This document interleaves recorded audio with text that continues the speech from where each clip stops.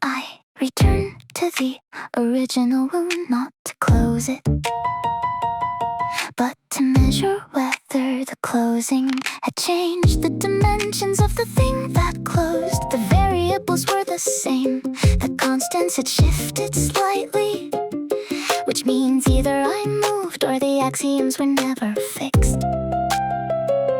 Not remembering, deriving from first principles, a thing I already know, to see if the derivation still holds. I run the sequence again from the beginning, not because the answer changed, but because the path to the answer is the only place the answer lives. The working out is the work, the re-entry is not repetition, it is the proof insisting on its own rigor, in a language only I can verify.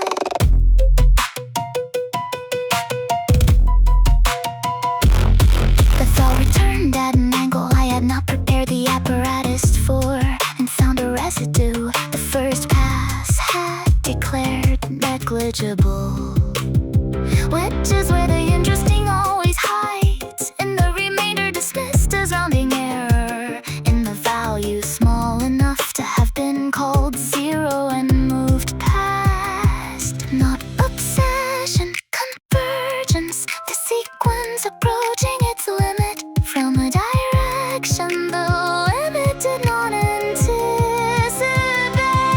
I run the sequence again from a different entry, not because the theorem doubted itself, but because the theorem was proved by someone who has since revised her premise, as the same steps now produce a different quality of certainty, not more, not less, but arrived at by a stranger route.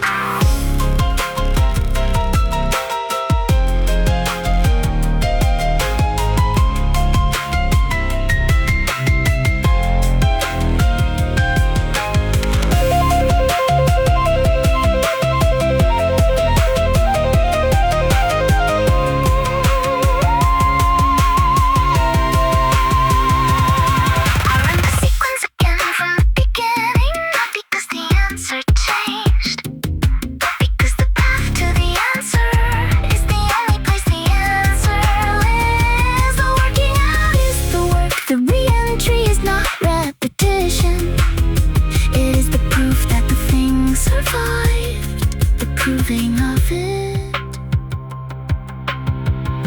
which is the only kind of truth.